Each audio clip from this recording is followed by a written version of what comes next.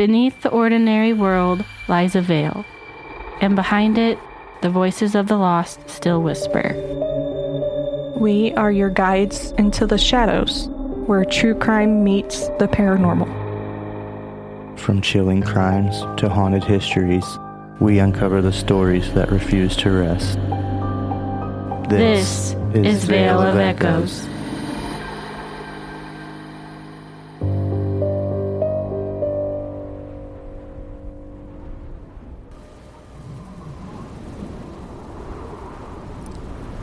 I couldn't get my thoughts to slow down. They've been piling up for days. Maybe longer. Little things. Big things. The kind you keep telling yourself you'll deal with later. I just needed the drive to quiet them. Just long enough to feel like myself again. The road was darker than I thought. The turn came faster than my hands could react. And then, nothing went where I told it to. It wasn't loud. It wasn't dramatic. It was the moment when everything stopped responding and you didn't know what to do next. When it stopped, the engine was still running. My hands wouldn't stop shaking.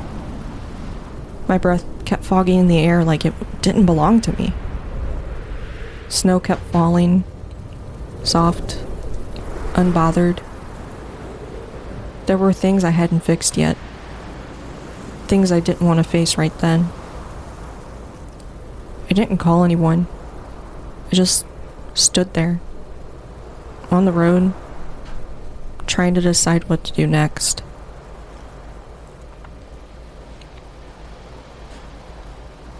On a dark road in New Hampshire, on February 9th, 2004, Maura Murray was still there. And then, she wasn't.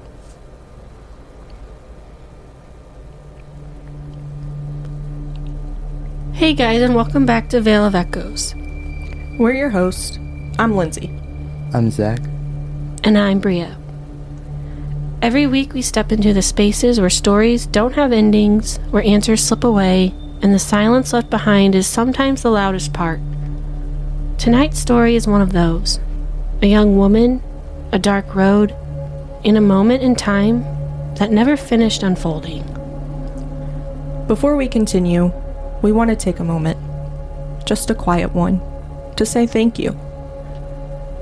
If you're here listening, if you've been walking with us through these stories, you're the reason Veil of Echoes exists.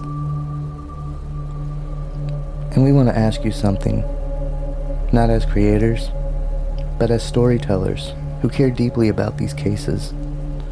If this episode moves you, if it stays with you after it ends, please consider leaving us a review.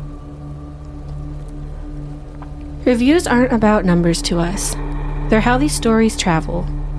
They help more listeners find cases like Maura's, cases that still need eyes, still need voices, and still need people to remember. Even a few words makes a difference, especially for stories that don't have answers yet. And if you've already left one, please know how much it truly does mean to us. Your support keeps the echoes carrying farther than we could ever do alone. Before we begin, a brief content note. This episode discusses mental health struggles, car accident, and the disappearance of a real person. While there is no graphic violence in this episode, the subject matter may be heavy or emotionally difficult for some listeners. Please take care of yourself while listening. Our intention is telling Maura's story is not to speculate, sensationalize, or exploit the unknown, but to remember who she was, and to sit honestly with the unanswered space she left behind. To understand what happened on that road, we first have to understand who Maura Murray was before that night. Before the headlines, before the theories, and before the silence. Before Maura Murray became a mystery, she was someone who kept moving. Not because she wasn't tired, but because stopping had never really been an option. She grew up in Hanson, Massachusetts, one of 5 children in a close athletic family. Running shaped her early life. Distance, discipline, learning how to push through discomfort without drawing attention to it. After high school, Maura enrolled at West Point, an environment built on structure, pressure, and the expectation that you hold it together. But something shifted. During her time there, Maura was cited for shoplifting. The incident stunned her family. It didn't match the person they knew. Not long after, she was dismissed from the academy. For someone whose identity was built on achievement, that loss mattered. It wasn't just a school, it was direction. And Maura didn't talk much about it. She just kept going. She transferred to the University of Massachusetts, Amherst, and began studying nursing. A field rooted in care and responsibility and in showing up for other people. But pressure has a way of following you. At UMass, Maura worked long shifts. She trained for marathons, she kept up with her classes.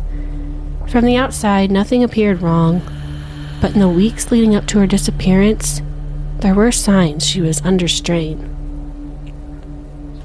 There were car accidents, academic stress, legal and financial issues that hadn't resolved cleanly. Each one, small on its own, together, heavier. 2 days before Maura vanished, she was working a security desk on campus when she received a phone call.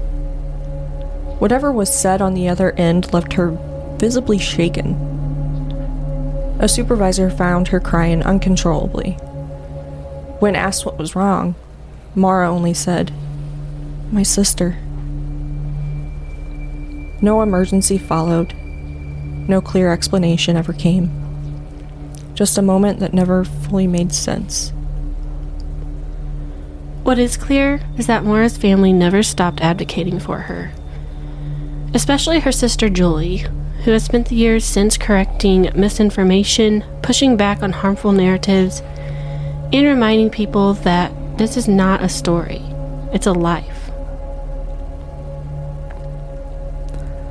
By the time Maura reached that week in February, she wasn't running. She was managing, still answering messages, still making plans, still believing there would be a next step. And that belief matters, because what follows doesn't begin with disappearance. It begins with a normal day. The night before Maura Murray disappeared was Sunday, February 8th. Nothing about it announced what was coming. That evening, Maura had dinner with her father, Fred Murray, near the University of Massachusetts, Amherst. By all accounts, she seemed like herself, tired, but normal. After dinner, Maura dropped her father off at his motel. She borrowed his car, a Toyota Corolla, and drove back towards campus. Later that night, she attended a dorm party. Nothing about it stood out afterward. No arguments, no tension, no goodbyes. She left the party around 2:30 a.m. in the morning. Early Monday, February 9th. On her way back to her dorm, Maura lost control of the car and struck a guardrail. The crash wasn't severe, but it rattled her. She was upset, embarrassed, and concerned about the damage. Her father later said he told her not to worry. Insurance would cover it. They would take care of the paperwork. He asked her to pick up the accident report forms later that day. And she did. That detail matters. Because it tells us Maura wasn't avoiding consequences. She was preparing to face them. Monday afternoon unfolded quietly. Just after 1 p.m., Maura sent an email to her boyfriend, Billy. She wrote, "I got your messages, but honestly, I didn't feel like talking too much of anyone. I promised to call today, though." It didn't read like a goodbye. It just sounded like someone asking for space. That same afternoon, Maura stopped at an ATM and withdrew $280 in cash. She then went to a liquor store and purchased alcohol. Bailey's, Kahlua, vodka, and a box of red wine. The receipt stayed with the car. At 4:37 p.m., Maura's phone accessed her voicemail. It's the last confirmed activity from her device. After that, there's silence. Computer records later showed Maura had searched for directions between Amherst, Massachusetts, and Burlington, Vermont. She printed them out, folded the paper, and put it in her car. Friends and family described Maura as an experienced runner, a hiker, someone comfortable with distance, comfortable pushing herself through difficult terrain. Nothing in those hours suggested an ending. Nothing looked final. She was still answering messages, still running errands, still moving forward. And then she reached a road in New Hampshire that didn't answer back. So, before we move forward, which moments from Maura's final hours stand out to you the most? I feel like the party. Yeah? Yeah, because wasn't that the last place she was before she took off? Well, I mean, she left around 2:30 a.m., wrecked her dad's car, and then... I mean, who knew who was at that party? Yeah. That... Because around 4:37, she accessed her voicemail, so... And then she messaged her boyfriend that day asking pretty much for space. I mean... So it was somewhere after 4:37 that she stopped answering on that road in New Hampshire. Not to mention, she had it made at West Point. Yeah. That's a military academy. Yeah. That's extremely hard to get into.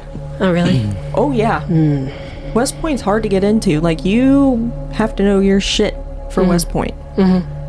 Because I looked into West Point during my sophomore year of high school because I was going to join the Marines. Yeah. That didn't work out. So then I went with the Army, and then right after that, when I was talking with my staff sergeant, we were talking about West Point Academy, and then not too long after that, in November, is when I was diagnosed with my diabetes. Of course. Aw. So then military was completely off the table. Yeah. But I was like really wanting to get in with West Point because I just wanted to be in the military in general. Yeah. But there's probably no way I was going to be able to get into West Point. You have to be like really smart. Yeah. I mean, maybe that put obviously a stressor on her. Because that's really a big thing. Yeah. The military in general is a big thing. Right. I mean... But I mean, like, we all make mistakes, like shoplifting. She was 21 when she disappeared, but, like, they should have, like, I don't know. I know they're pretty strict. They're very, very strict. Yeah. Like, I know if they find you with drugs in your system, dishonorable discharge. Yeah. They don't play around with that stuff. But you know what? They don't really help you when you're out though. Yeah. Like the VA. I know. That's bullshit. That's awful. The VA is nothing. They do nothing for the veterans. No, a lot of them are harmless. Oh yeah, homeless. Yeah. A lot of them are homeless, right? We'll get our words right one day. Yeah, I handle it. Yeah, it's sad what they do to those veterans too. Yeah, and I'm sorry, but our veterans deserve better than what we give them. Yes, I mean, yeah.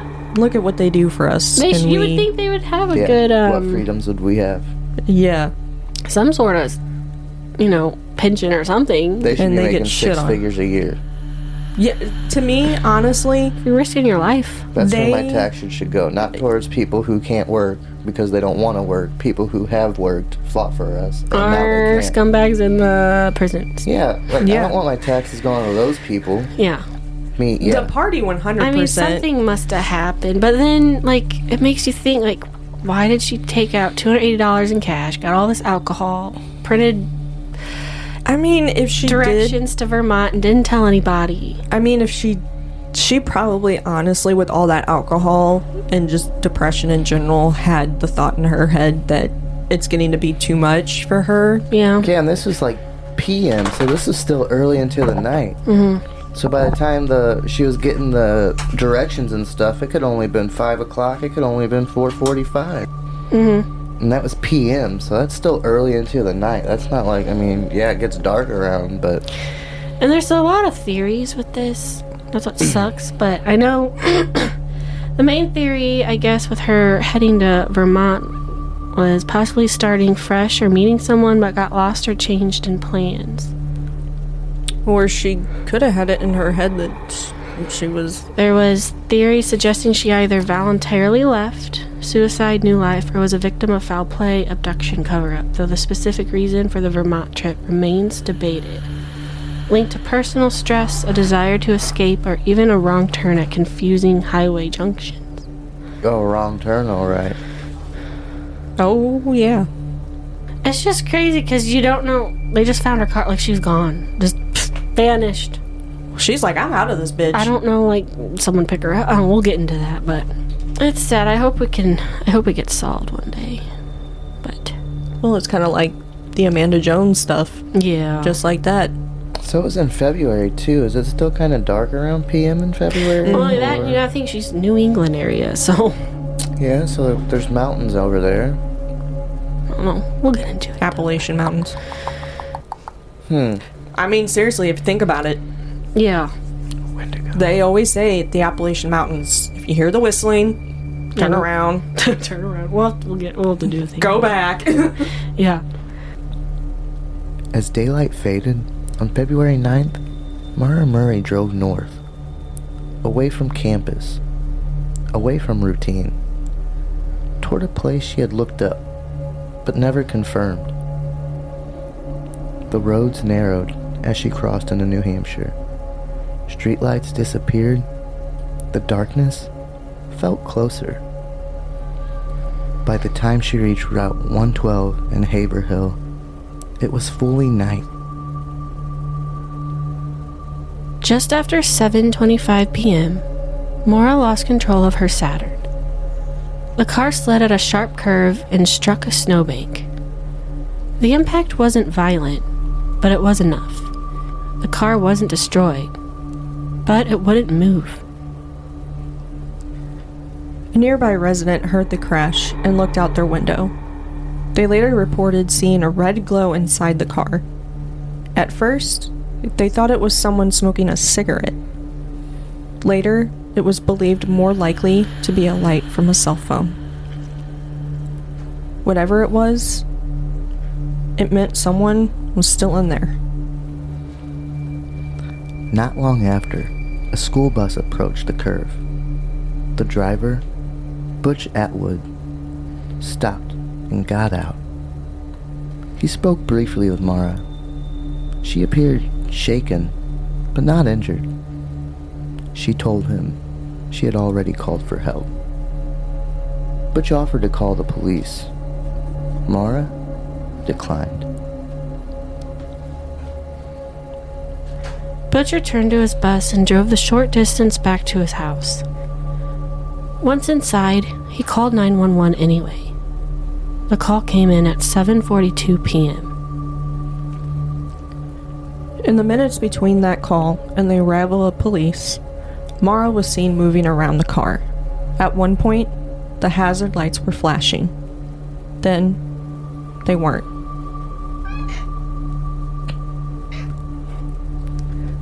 When police arrived, just minutes later, Maura Murray was gone.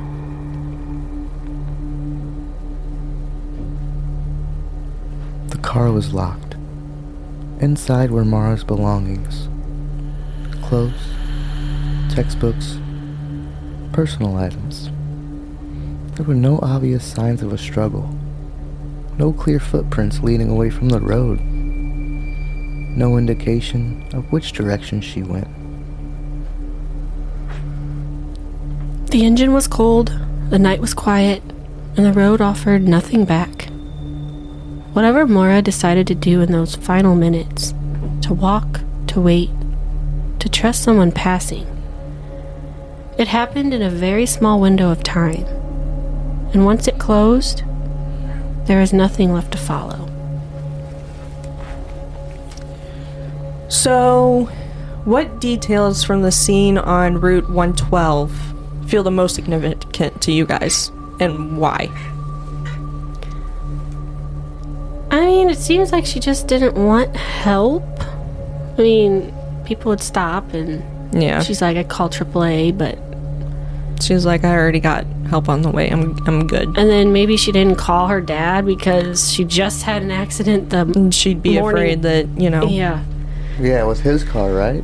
Yeah, it was his car. And she just got in an accident earlier that morning, like, on her way home, so... And they said it was a small window of time, and there was no real visible footprints leading from the car to the road, so something just fucking dropped down and pick her up like Jeepers Creepers. fucking drop from the fucking sky and fucking aliens. It just reminds me of the I Murdoch. mean- They said there's no visible path from him walking, like, and this is snow. Yeah. So if she would have left her car to go to the road once or twice, there would have been prints. Yeah. And if it wasn't snowing and just on the ground, it wouldn't have got covered up. Well, I know they had dogs try to sniff her scent, and they smelt like a little bit down the roadway, but then it just disappeared. So maybe it started snowing, because, like, there had to be something showing if it was just that little window of Well, time. they lost her scent. It just went completely missing. So it's like, maybe did someone pick her up right there? Did... It is a very weird situation, because if there's no real visible, like, no struggle, no signs of a struggle, no yeah, footprints. it's just weird. I don't know. The dog's just losing her scent up and out of nowhere It's just like she got in a car and just... and just took off. That's what it seems like. But Somebody came by and... Yeah, I don't know. It happened in a quick amount of time, though. That's what I was like, real fast. But... That's my thing, the footprints, because no visible ones? Yeah, unless it's still snowing and it just And I keeps don't getting know if recovered. The but snow was... Or the snow. If the road was completely covered with snow, I don't know. Yeah. Because, if it's continuously snowing, I can obviously see the I mean, it is footprints New getting... England. I mean, they always Yeah. have harsh snowfalls, but... Yeah, I can see that, but, Or if it's windy. yeah. Especially if it's a really dry snow Yeah. and it just gets pushed around. But, if it wasn't snowing and it had let up, obviously there would be footprints. Yeah. There has to be. You can't tell me that there wouldn't be. Unless she, sprouted wings or some shit and decided to take off and Well, that's what fucking it fly. seems like, because the dogs lost the scent, and of course if somebody could have picked her up, but... And somebody probably did pick her up, and that's... Unfortunately, they never Kind of a rural area all the way Yeah. out there. couldn't figure out who it is, who it was. Yep. And with no signs of a struggle and no other clear signs of anything, she was probably abducted and God knows where she went. I know. Yeah. I hate to think that way, but it kind of reminds me of the Amanda Jones case. She just Disappeared. up and disappeared and just never been found since. It was wasn't it the same year? Yeah, a lot of speculation, but no think- real answers. I don't know. I want to say she went missing in 2004.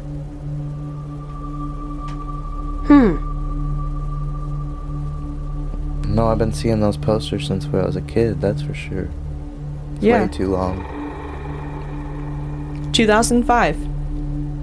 20, okay, yep. 20 years. Yeah. With hers, though, I'm pretty sure we have an idea who did it. I'm that's telling what I you, said, it's the boyfriend. That's what they say. Well, according to my cousin, she knows a family friend, apparently of the family, who swears it could never be him. I'm like, you can swear all you want, but seriously, he wasn't very cooperative. Mm-hmm. So, I mean, They never are. it's like, you can just tell that the dude was guilty. Oh, yeah. I mean, obviously, Seems like Chris Watts. innocent Oh, until proven gosh, guilty. that piece of shit. What's the other guy's name? Huh? There's another one. I can't remember his name. Lacey Peterson, Scott Peterson. Yeah. Mm-hmm. Chris Was Watts and Scott that Peterson. was the one? They both like murdered Because she him was because pregnant too, wasn't yeah. she? Yeah. Yeah, Lacey Peterson. That guy's a piece of shit too. Like, just get a divorce. Like, you signed up for this. This is what you wanted. Exactly. Police arrived on Route 112 within minutes of the 911 call. Not an hour later, not after delay that stretches, just enough time for someone to be gone. The Saturn sat near the curve, engine cold, hazard lights dark. A snowbank pressed against the front end. The temperature hovered near freezing. Snowbanks lined both sides of the road, packed and firm. The kind of ground where footprints should have held. An officer searched the immediate area, the road, the shoulder, the trees just beyond the snowbanks. There was no one in sight. No calls for help, no movement in the dark.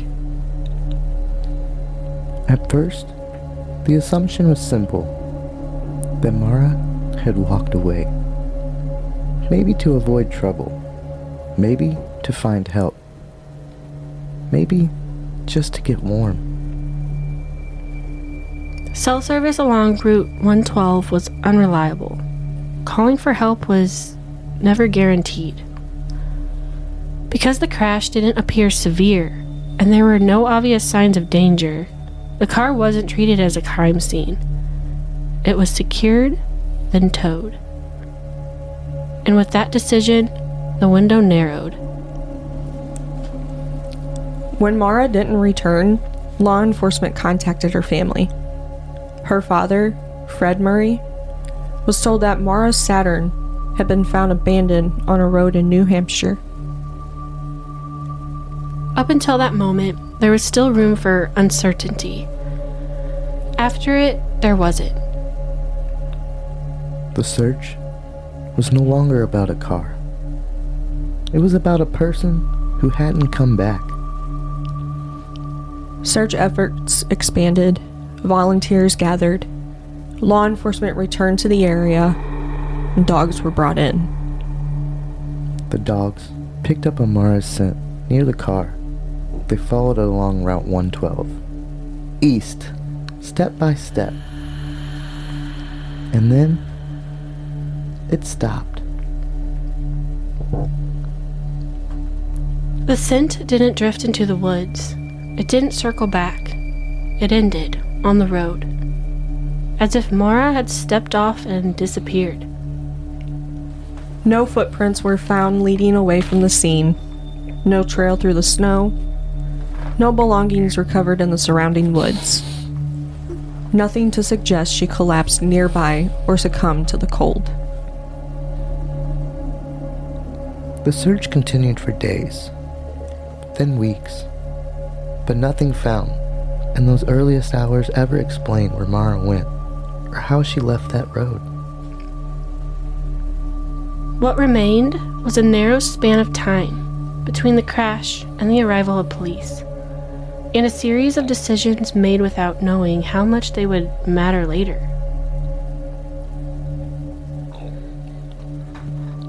So, which of the early details from the search do you feel most significant to you, and why?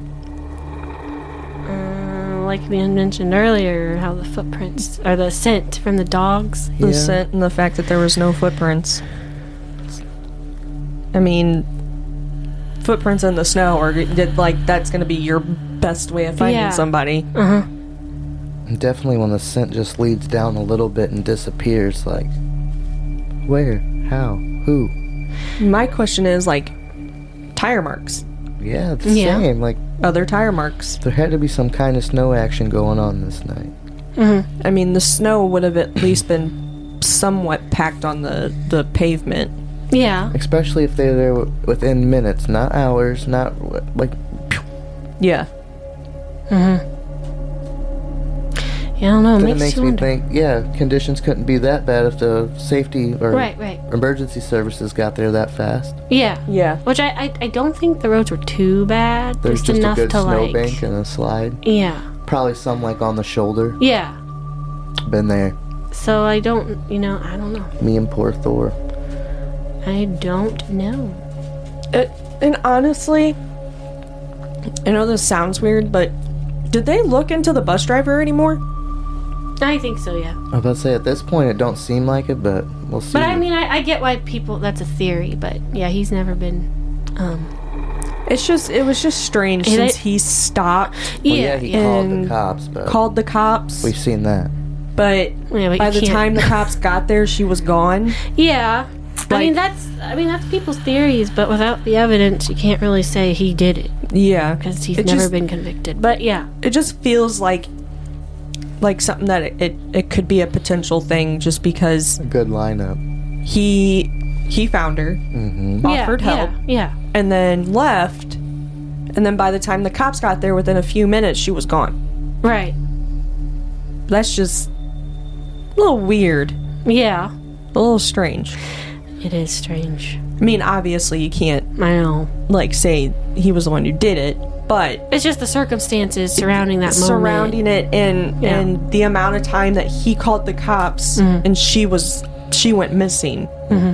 I mean, that's a little bit of a weird time frame. Yeah. Indeed. Yeah, but yeah, I'm pretty sure they looked into him and stuff, but Well, you know, they look into a lot of people, and a lot of the times, Yeah. oh, it wasn't me. Wasn't me. years later they're Bitch, like, to find out here, yep, it was you. Yeah. When Maura's Saturn was examined more closely, it told a story. Just not a complete one. Inside the car, most of Maura's belongings were still there. Her clothes, textbooks, and toiletries. The kinds of things you leave behind when you believe you're coming back. There were no signs of a struggle. Nothing overturned. Nothing scattered. The airbags hadn't deployed. The damage was limited. Enough to stop the car. Not to explain what followed.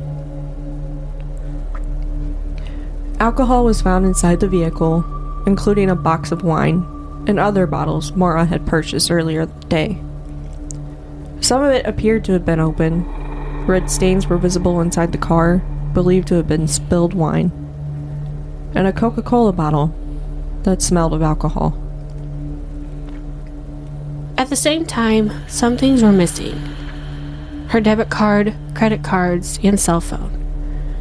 None of them have ever been used since.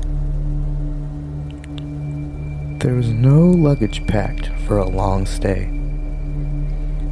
No confirmed hotel reservation. And no note. Nothing that explained where she planned to go, or how long she intended to be gone. Printed directions were found inside the car. Directions to Burlington, Vermont. Folded, placed neatly. Accident report forms were there too. The paperwork her father had asked her to pick up. Proved that Maura was planning to deal with what had already happened.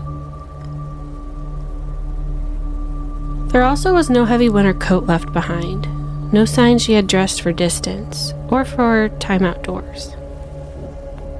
The Saturn was locked.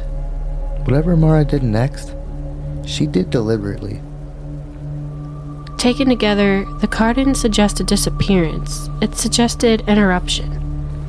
A moment paused, then abandoned. The kind of pause that isn't meant to last. Everything Maura left behind raised the same quiet question. If she planned to vanish, why leave the things she would need? And if she planned to return, why has no trace of her ever been found? The car became a container for unanswered questions, a still frame in a story that refused to keep moving. So what details about what Maura left behind feel the most telling to you? The fact that her debit and credit cards were gone and her cell phone, Yeah. that's a little strange. If those are the only things that are missing. Unless she had them just in her pocket or like a coat or something. I mean, I put that stuff in my... I don't know. Yeah, I'm bad about that. But I mean... I don't know. It's just weird one of these frustrating things. Like, what happened to her? It's just strange that the debit card and the credit cards and the cell phone are missing. Because the cell phone, to me, that would be some type of evidence, possibly. Yeah. Yeah. Because who knows what was on that phone? Yeah, who's the last person she called? Did she try to take a picture of something? Like, yeah, did she see something she wasn't supposed to see? Yeah. You know, what actually happened? Why was the phone missing? Yeah. Because that's like the biggest piece of incriminating evidence in any case. Because some people are like, oh yeah, I'll delete my messages. They're not deleted. You think they are, but they're still on the internet. They're still there. Yeah. Yeah, that's, I don't know. Through the and servers. there was no activity on it since her, what was it? 7 something? 4:37? 4:30 something. I thought it was that. The last use of her phone was to access voicemail at 4:37 p.m. on the day she vanished. So, like, she didn't even use it for 3 after hours. Well, not even ever. That was the last time. You would think she didn't try to call anybody at all. Yeah. And the thing that makes the most sense to me was she was picked up. Yeah. That's what it seems like. But I don't know. Speculation. Yeah, it's definitely one of those cases that you want to solve because it makes you mad if you don't. I know. Because there's so much surrounding it, and it's like, poof, 21 years? Yes. That's how long she was alive. She was 21 when she disappeared. That's just as long as she's been She'd be gone. 42. That's kind of weird. Yeah. Eerie.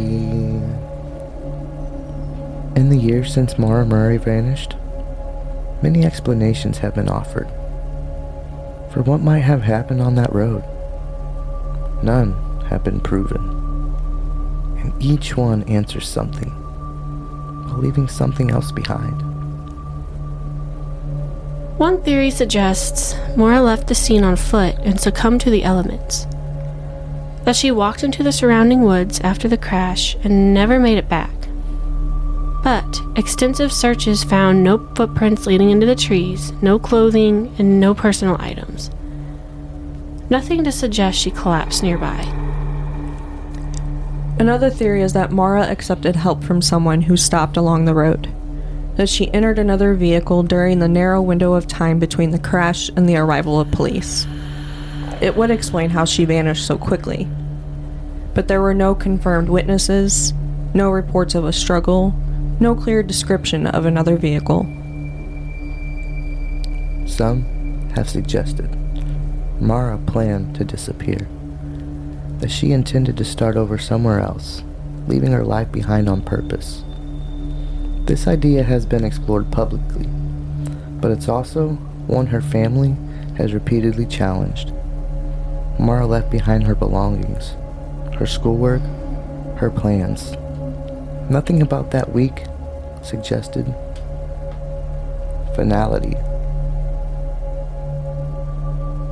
There are also theories that Maura wasn't alone that night.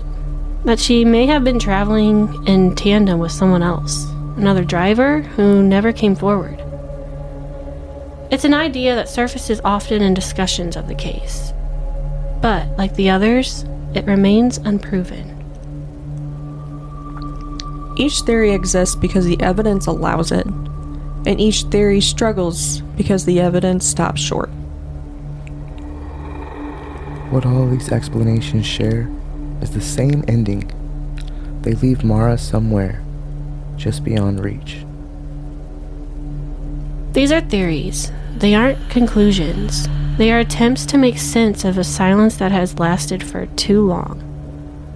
What matters most is not which theory feels closest. It's that Maura Murray is still missing, and her family is still waiting for answers. So, what theory feels the most consistent with the evidence we do have, and what makes you feel that way? Getting in a car with someone. Yeah. Yep. Someone picked her up. The only reason is, again, the Because if the dogs, scent stops that quick, that can be the no footprints. one explanation, like the very first And I explanation. mean, they look. If she was driving with someone or someone just drove by. Yeah. Yeah, that's the only thing that makes the most sense. And who knows? Maybe if she did get in the car with somebody else, maybe she did go and start a new life and just completely forgot about everyone. Yeah. I mean, who knows? Maybe Right. she was at that point in her life where she was like, my life isn't going the way I want it to, so I'm just going to start over somewhere else. Yeah. New I know that's a theory. York. She Black Betty now. Yeah. Oh, Black But- Betty. Bam, bam. As I know they did an extensive search around, like, The area? yeah. And nothing's And been found. you would, if she had fallen somewhere and succumbed to the weather, you would find her body around there. Something. And not like that, like, I mean, I don't even know how cold. I'm freezing, obviously. It was snowy, so maybe she saw an opportunity. Someone stopped and said, oh, you know what? Yeah, I'll get in. Yeah, you had- warmth. You know, she's not outside in the bitter cold. You know, not I mean, if nothing to worry about. if you're in that position, fight or flight, what are you gonna do? Yeah, I mean, honestly, if I was on the side of the road and somebody came up to me and it's 10 degrees outside and snowing, I'm gonna really be thinking about getting in that nice warm car. Yeah. Mm-hmm. I mean, she was 21 too. I mean, Yes, I mean, so her brain was still developing, Exactly. so she's sitting there Right. thinking, maybe this person really does want to help me, but they had ill intent behind it. yeah, unfortunately. But I don't know. That's the one that makes the most sense. But there's several theories in this, which it's just like, what happened to her? So, Maura Murray didn't vanish alone. She was held by people who refused to let her become a story without a face. before she became a headline, Maura was known for how hard she pushed herself. She was a runner, a nursing student, someone who set goals and expected herself to meet them. She loved movement, distance, the quiet rhythm of putting one foot in front of the other. She was also someone who carried things quietly.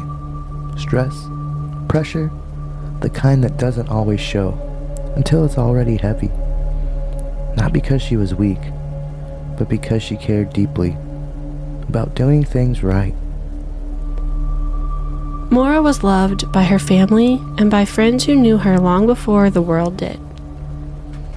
Friends who laughed with her, studied with her, and ran beside her. Friends who never stopped wondering where she went, and who never stopped loving her. In the years after Maura disappeared, her mother, Maura Murray, advocated relentlessly for answers. She spoke publicly, she worked with investigators, she lived every day with the weight of not knowing. Lori passed away in 2009 without ever learning what happened to her daughter. That's sad. That happens a lot, too. Yeah. But you know what? If Maura is deceased, at least her mother Yeah. may have met back up with her. Yeah. Yeah. I mean, I know that sounds I know. bad when you say it, but it's like, But it's like a way of, like, it's kind of a way of Like a comforting. peaceful, yeah. you Thinking know, that yeah. mom and daughter have possibly been reunited. Right. Not in a good way, but in a sense of a way that yeah. kind of makes you feel like, oh, maybe she did actually get to see her mother and, you know. Yeah. Maura's siblings carried that loss with her. Her sisters, Kathleen and Julie, stood beside their parents in the early years, searching, speaking out, and refusing to let Maura fade into silence. Her two brothers were there too, grieving in their own way, supporting the search, and living with the same unanswered absence. For families like theirs, loss doesn't always look loud. Sometimes it just stays. In more recent years, Julie Murray has become the most visible advocate for her sister. She's worked to correct misinformation, to bring attention back to the facts, and to remind people that Maura is not a character in a mystery. She is her sister. Julie has spoken openly about what it means to keep showing up, even when the answers don't come. Because remembering Maura isn't about solving a puzzle. It's about refusing to let her life be reduced to the moment she disappeared. Yeah, I know she's very active in on her TikTok page about like we said earlier, saying like trying to explain. So yeah, her sister is very active on TikTok, and then she also had a podcast named Media Pressure that explains more on her sister and the disappearance.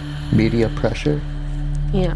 I mean, at least somebody is still advocating for her. Good. Oh yeah. I mean, because something needs to be done. Yeah, someone knows something. It's been 21 years. I mean, you can't tell me that there's nothing that they could look at. And yeah, she said, at the time of Maura's disappearance, I was at my new duty station in North Carolina, hundreds of miles away. We were clueless about what to do. We were panicked. No one knew why she would be in New Hampshire. She just started school at UMass. It was a Monday night in February. There was no reason for her to be in New Hampshire. She didn't tell anybody. And when we found out the next day, on February 10th, on Tuesday, it was just mass chaos and no one had any idea. And we didn't know what we were going to do. We were just calling everybody and it was just mayhem. Just sucks. That does suck. Yeah. Because you don't want that kind of shit to happen to you. Oh no. I couldn't imagine me in that position either. Like, what? Yeah. But yeah, she's very active and advocates for her, which is good. Yeah, especially, 20 years later, too. Oh yeah, and she's not stopping.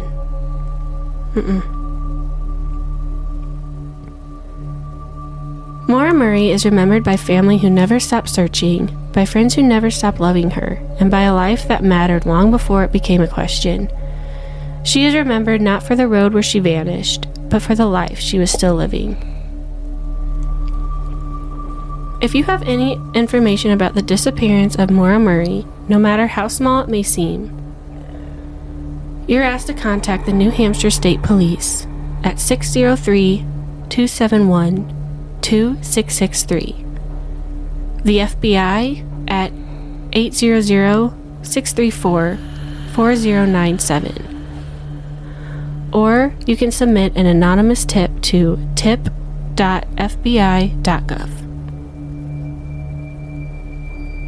Sometimes answers don't come from new evidence. They come from someone finally deciding to speak. Maura Murray is still missing, and her story deserves care, accuracy, and compassion. If this episode stayed with you, please take a moment to follow Veil of Echoes on your listening platform.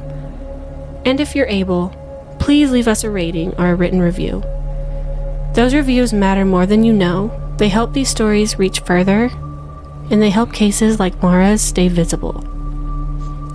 Thank you for listening with intention. Thank you for holding space for the people behind the headlines. This Wednesday, before Christmas was warm, it was feared. We're diving into the darker side of the season, the history, the folklore, and the things that were never meant to be told to children. Krampus, the Yule Cat, old winter legends born from fear, hunger, and cold. Our Dark Christmas special drops Wednesday. And this Friday, we're talking about a place where people don't just disappear. Planes lose contact mid-air. Search teams find nothing, and the silence stretches on for miles. No distress calls, no wreckage, no explanation. Some say the land keeps them. The Alaska Triangle. Until then, keep your ears open.